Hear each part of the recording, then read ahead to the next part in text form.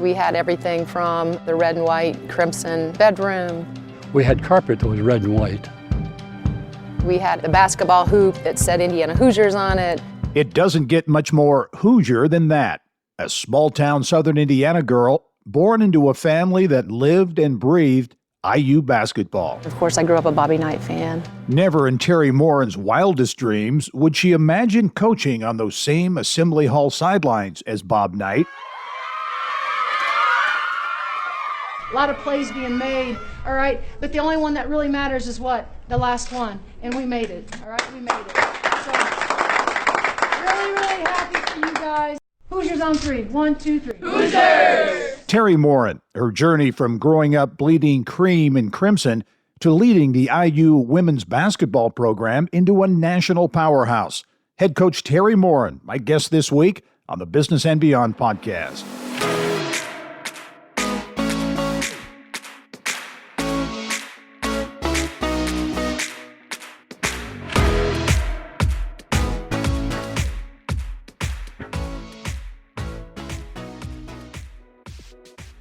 Hello and welcome to the Business and Beyond podcast, presented by PNC. I'm Gary Dick. This whole fascination with basketball started when Teri Moren was a little girl growing up in Seymour.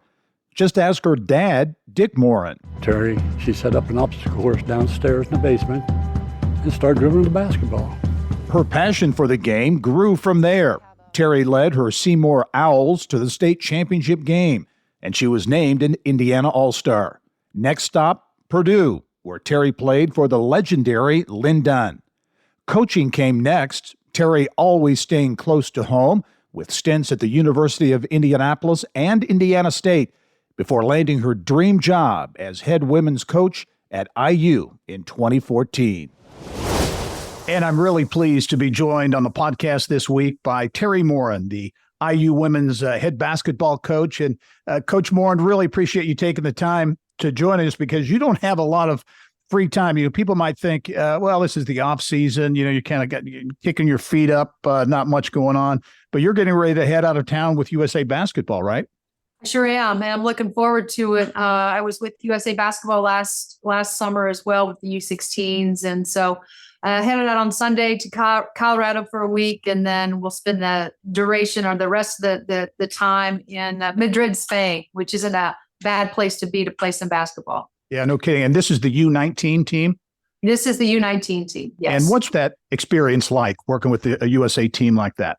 Well, this team is unique, Gary, because it is a combination of women that have already spent a year in college, combined with half of them have already had a year of college. The other half are rising seniors.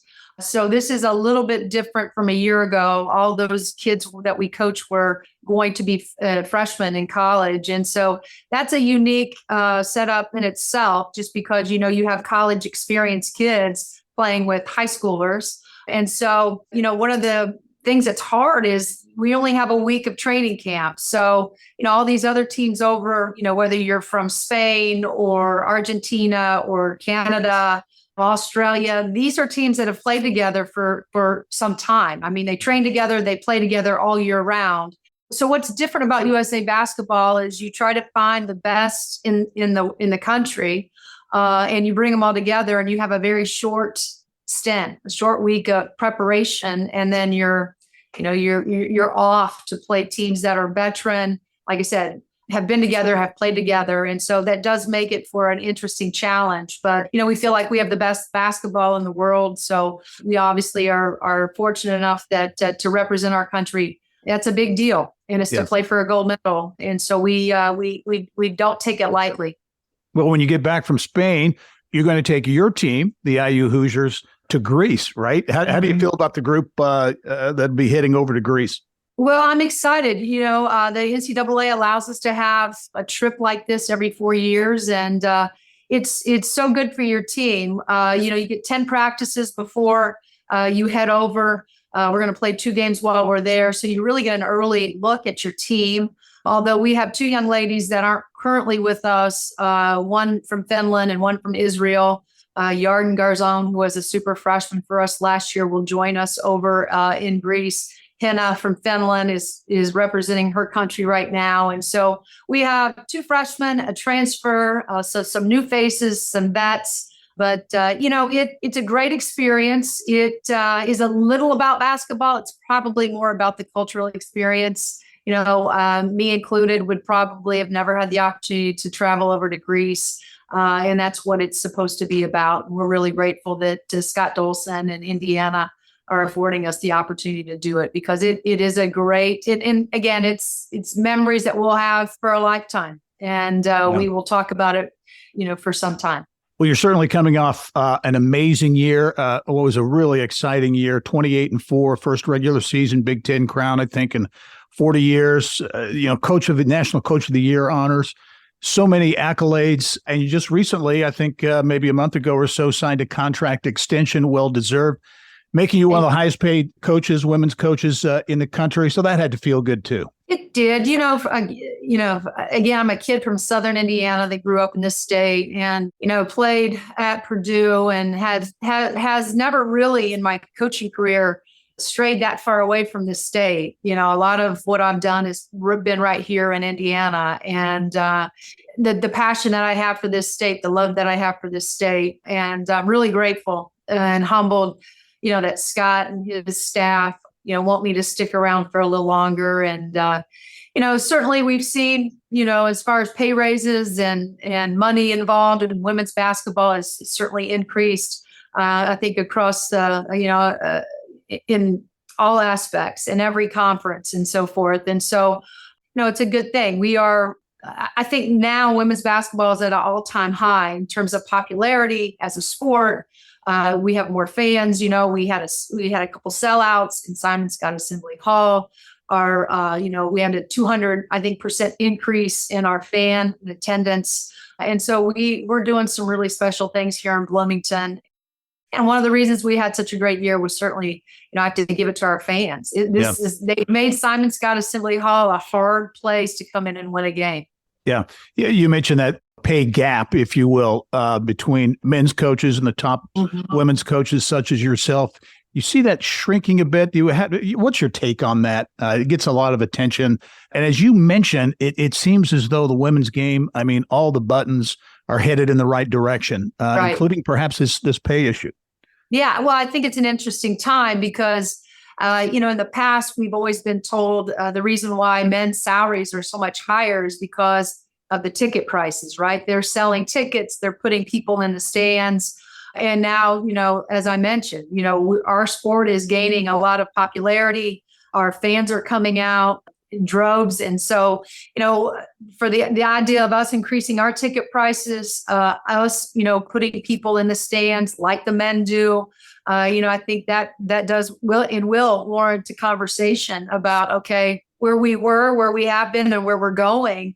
And I think you'll see those pay gaps from if you're going to compare men and women. And I'd never like to be in the comparison game. I just want to focus on what we do. And I feel like if we're successful, those fans are going to show up. We're going to make more money. When you make more money, obviously good things can happen for you and your staff and so forth. And so I do think we're going to see a change, and we're gradually, the needle is moving. The pay gap, you're absolutely right. It should be like that. I'm excited that I'm part of it. I'm part of the history of where it was and where it is going right now, because I do think in the future, you're going to see that they're going to be very, not just comparable, but you may even see women being paid more than men. Yeah, very good. Hey, you mentioned Simon Scott Assembly Hall. Certainly the product on the court was exceptional and got a lot of people excited. But what I thought was interesting, as you mentioned, was that buzz, that vibe, that feeling around the arena. You see the long lines of fans waiting to get in. What was that like? Describe that as a coach and maybe as your players experienced that, because, lots of wins, a great record, all those things, but the excitement around the program seemed to be sky high. Well, it certainly is at an all-time high. 2018, when we won our, the WNIT championship, I think that was the springboard, right? That got us some more fans. Men's basketball wasn't playing And so on that Saturday afternoon, we saw 13,007 fans, show up for that Saturday afternoon contest against a really good Virginia Tech team. And I kept, saying we hosted six rounds, 6 games.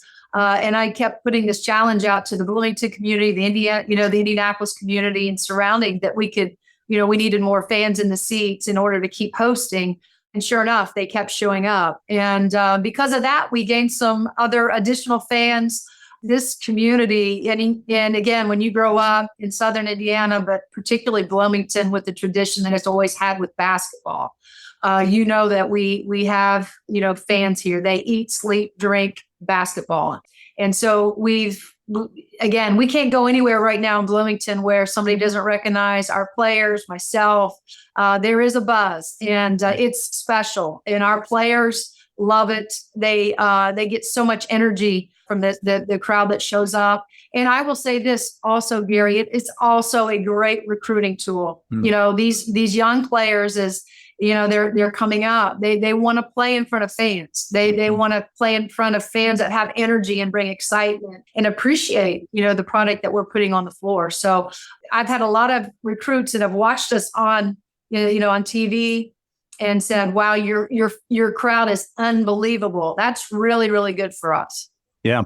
You're a competitor, so you're going to take any loss hard. Your players competitive, take a loss hard. But talk about that 2-point loss to Miami that ended your season prematurely. I think a lot of people would say before a big crowd there at IU. How tough was that loss?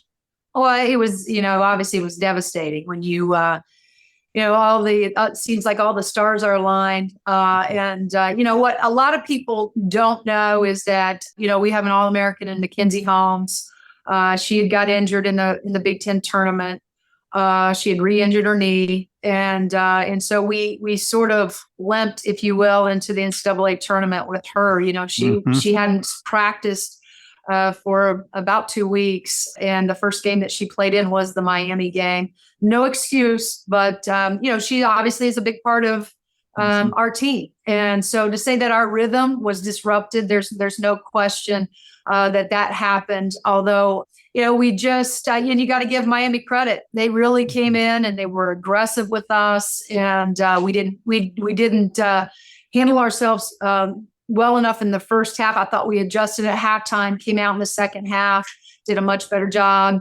And, just couldn't make enough plays down the stretch. Yeah. We kept it interesting. And it was devastating. It was heartbreaking.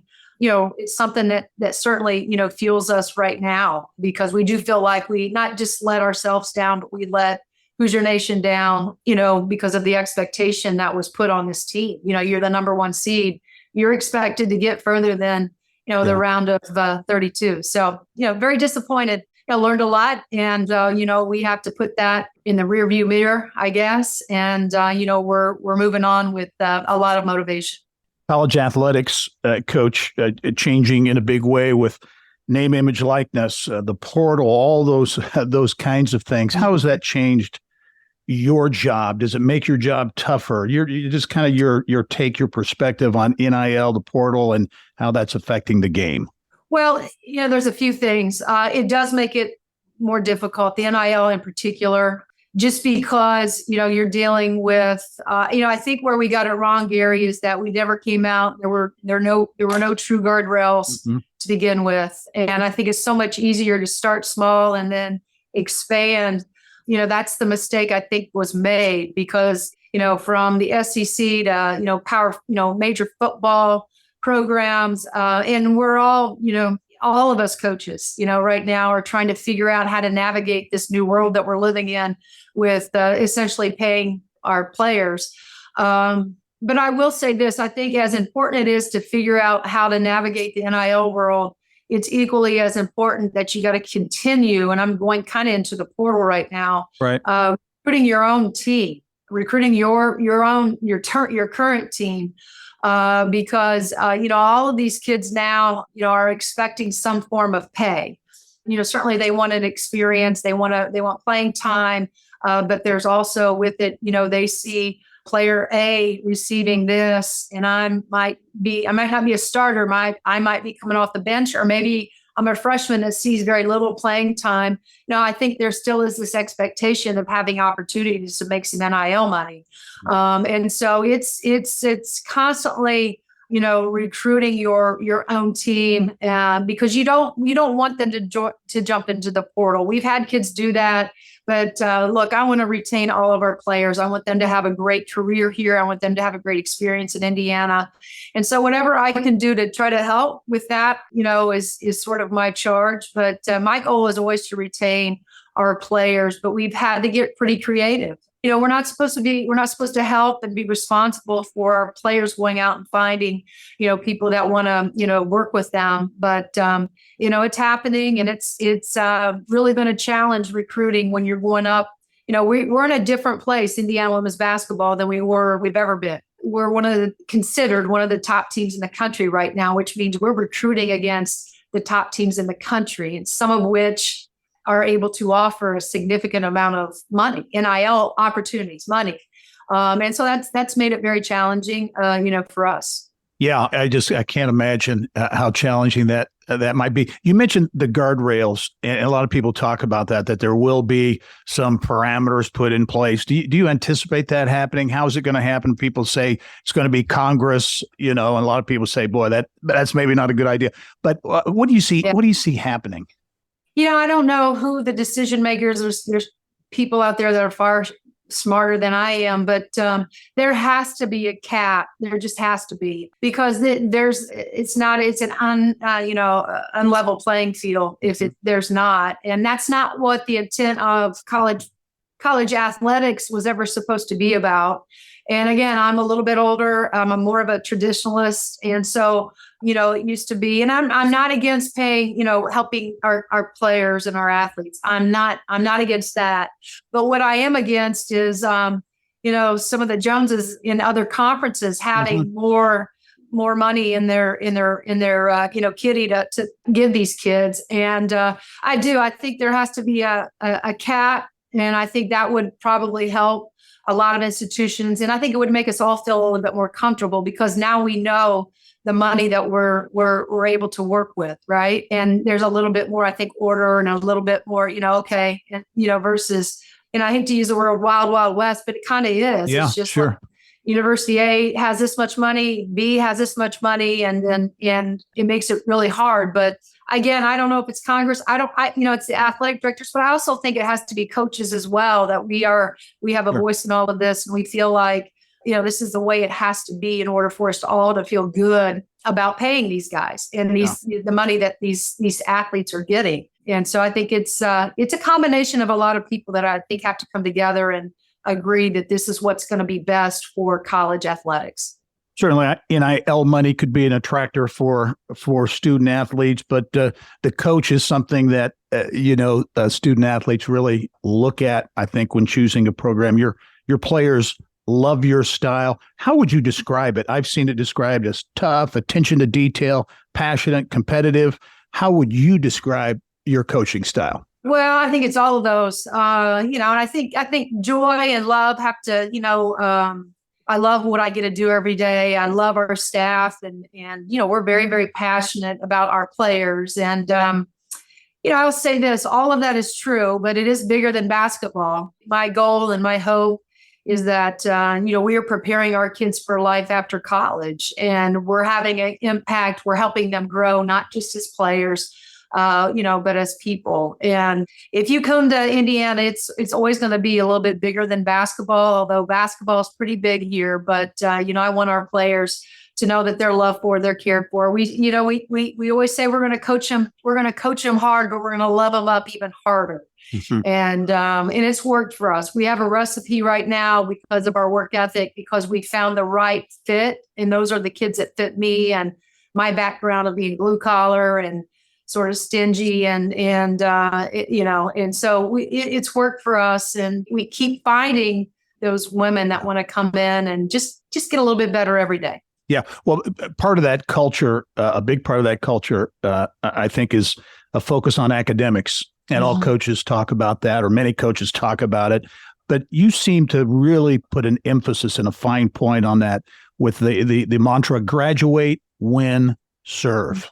Talk about that. I think the numbers, I don't know if they're accurate now, 48 academic, all Big Ten players. So the proof is in the pudding. It seems to be working. It is. Our first semester this year, we had a GPA of 3.6, which is the highest across the board at 24 sports here. And so to say that that's all in the recruiting process. We are trying to find, because they are out there, the kids that are certainly talented and skilled, but also, are passionate about what they do in the classroom.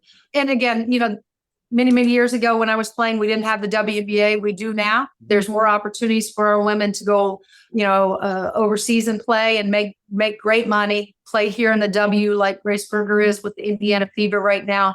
But sooner or later, that ball's going to stop bouncing. I always remind them the ball will eventually stop bouncing. And, one of the things that we can provide here in Indiana is an unbelievable education. This place has a tremendous reputation of being one of the best universities in the world. And so that has always been important to me. And look, there's a correlation there between the kids that do well in the classroom and the kids that do well in our program, because there's a balance there, but there's also a seriousness of getting their work done in the classroom and getting their work done, down there on the floor. Before we go to break, I did want to ask you, you talk about the evolution of women's basketball with the WNBA, but sports and women's sports athletics in general, Title IX, which just recently, I think June 23rd was the 50th anniversary of the passage of Title IX. I know I talked to your coach at Purdue, Lynn Dunn, about that, and certainly she was playing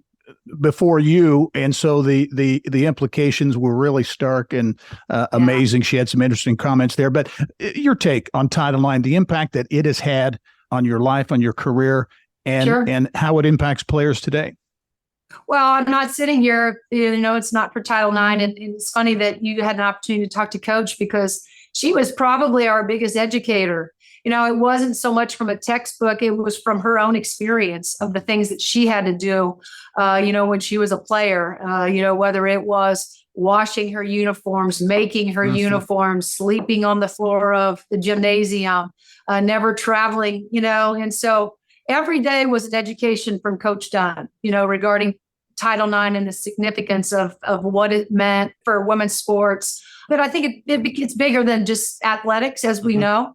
But certainly I wouldn't be sitting here if it wasn't. It's had a huge impact on my career, not just as a player, as an athlete, but also as a coach. And I do feel a strong sense of, I have to make sure that I'm doing right by our players by making sure that I'm educating them the way that Coach Dunn educated me, and never allowing them to forget that this happened because of this legislation, this law that was passed 50 years ago, that has given this the opportunity to participate, but also, be on equal ground with our the men and so forth. But yeah, it's, we've talked about it a lot, and, it seems like because of the celebration, this year of 50 years, but, it obviously is significant. And my charge as a female is to continue to do what I can, to elevate athletics, women's athletics as well as I can, because I do think, again, another moment where the needle is moving, but we still have work to do. We'll have much more with Coach Teri Moren, her path to the IU job, growing up in Seymour, and a lot more. That's when the Business and Beyond podcast continues. Stay with us.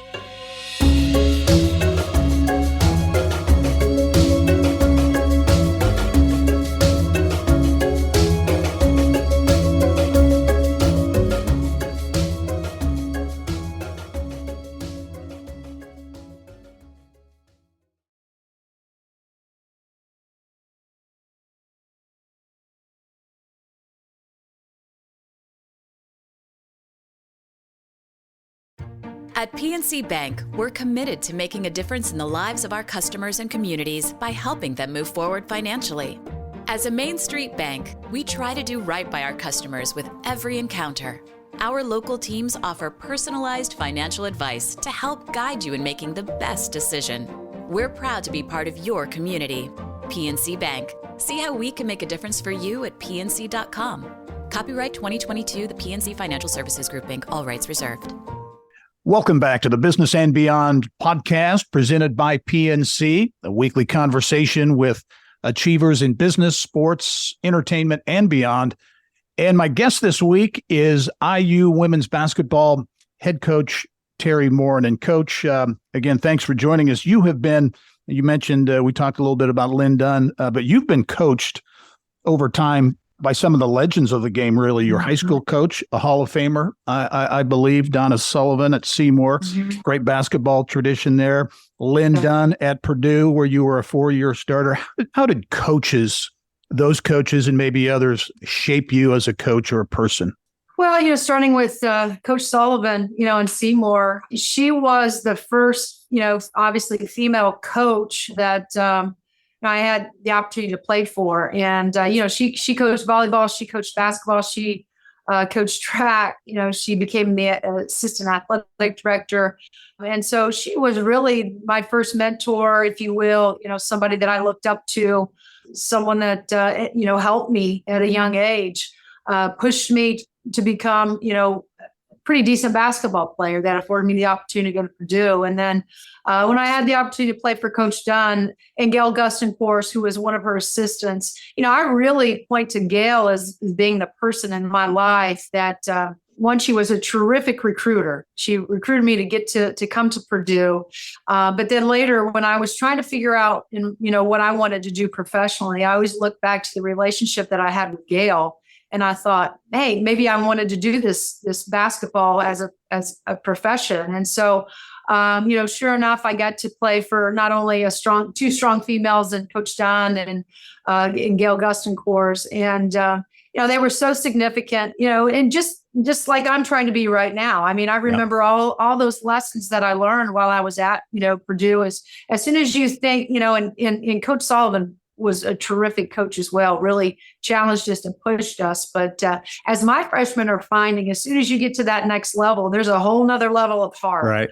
Yeah. And, I found that out when I went to Purdue and played for Coach and Gail and, just the impact. But again, it just like here, Gary, I mean, it was always more than just basketball for Coach and for Coach Dunn. I mean, she really wanted us to, as I mentioned, the education part of it. She wanted us to be well-rounded. She wanted us to be able to leave Purdue with not just, tools that we could function away from Purdue, but she pushed us. She was, she was hard on us, but she also cared about us. And, I've taken a lot of the things, not all of them, but a lot of the things that ways that Coach Dunn got the best out of us. Certainly use them with our teams here in Indiana.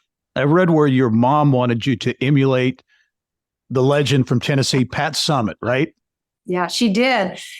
Because again, this is back in the day in high school when, again, women's basketball wasn't quite as popular as it is now. And so you didn't have as many games on TV. And if you did have a women's game on TV, that was a big deal. And I remember, if there was going to be a game on ESPN or maybe not even ESPN, maybe it was CBS. I don't know if we had ESPN back when I was in high school, but that was a big deal. And I just remember, watching Coach Summitt coach and just how fiery she was. And then, of course, I've read every one of her books. And my mom always said, now that's a classy lady, but she can still be tough and hard and get the best out of her players. But yet she was always dressed, to the nines and in all of her outfits. And so my mom always used to say, if you're going to get into this profession, who I want you to be like is Pat Summitt. Yeah.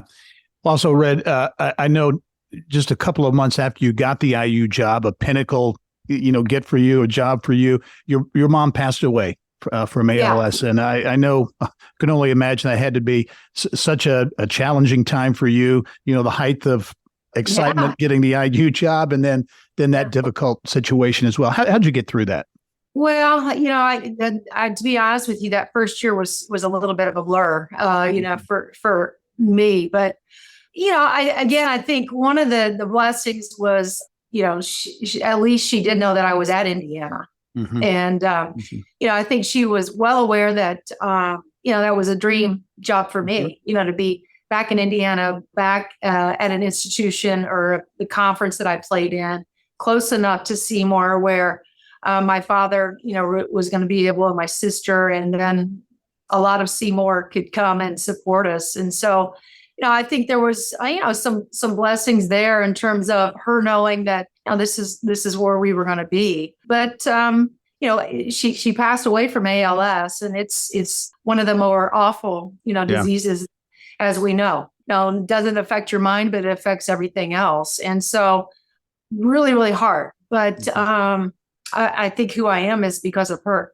Growing up in Seymour, it's something else I read, and I thought it was so typical of a Hoosier youngster. You went to church on Sundays, grandma's house for lunch, Bob Knight show, Hoosier basketball. I mean, that is quintessential Hoosier. What do you remember about growing up in Seymour? You also forgot that after Bobby Knight show, then Martha the mop lady would come singing the hallway, and then the game would start. But right. Yeah. Again, that's what we did. That's all we knew. And if you grow up in Southern Indiana, you are an Indiana fan. If you grow up in the northern part, you're a Purdue fan. And, really, this was because of my love affair with basketball. I just sort of gravitated to Indiana and Bobby Knight.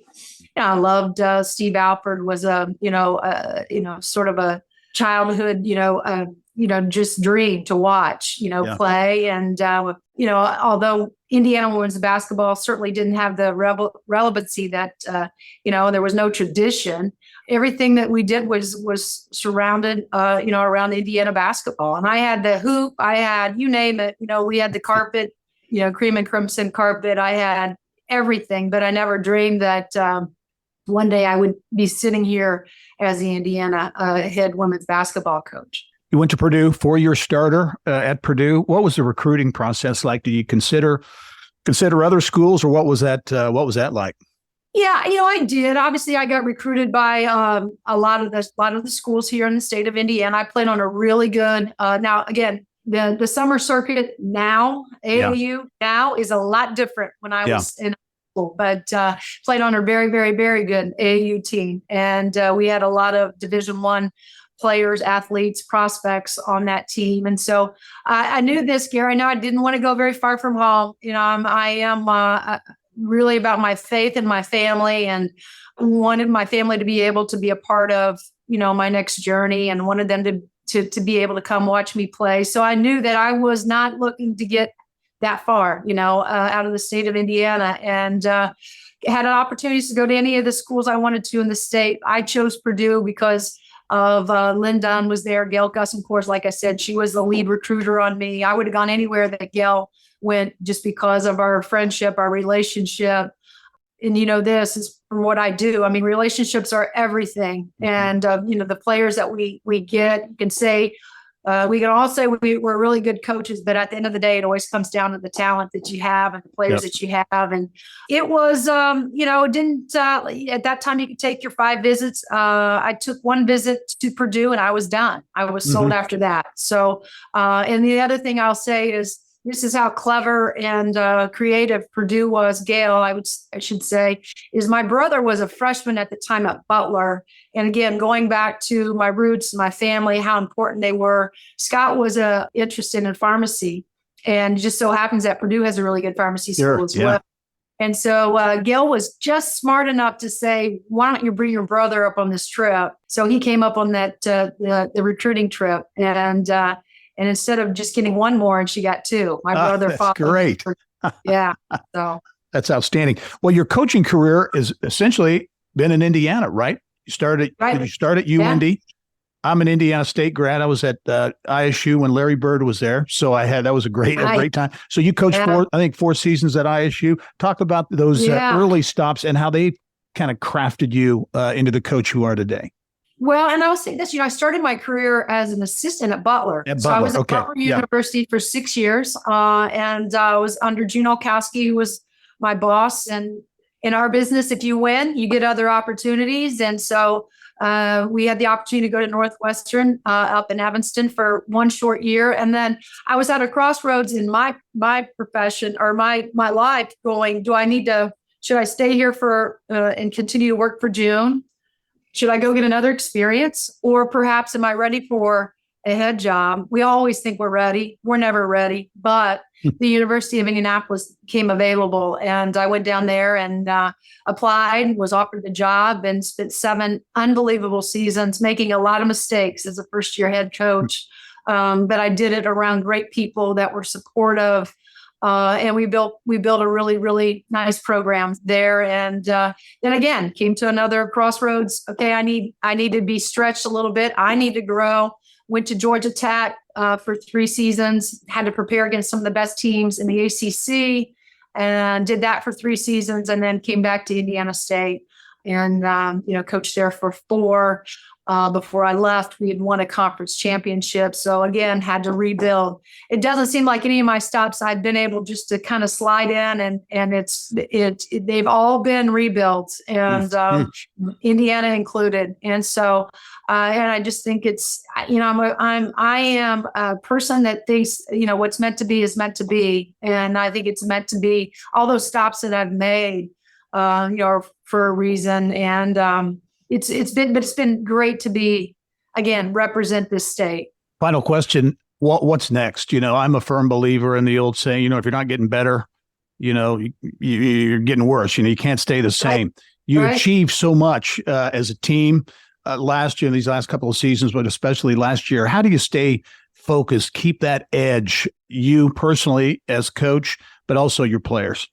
Well, again, every day there, the clock resets, and, we just try to get a little bit better. We have a taste of it, in COVID, we were an Elite 8 team. We were 1 game away from a Final 4. And so I think that's what drives us every day. That's what motivates us. Certainly we came up short. So, this past year. And so we still have work to do. And that's my reminder for our players all the time. The goal in this program is to win a Big Ten championship, and it's to win a national championship. I've always been a firm believer. I've never been shy about saying that to the media. Even when I got here, people would shake their head and say, that's a pipe dream for Moren, because Indiana women's basketball has never, been that significant. And sure enough, here we are.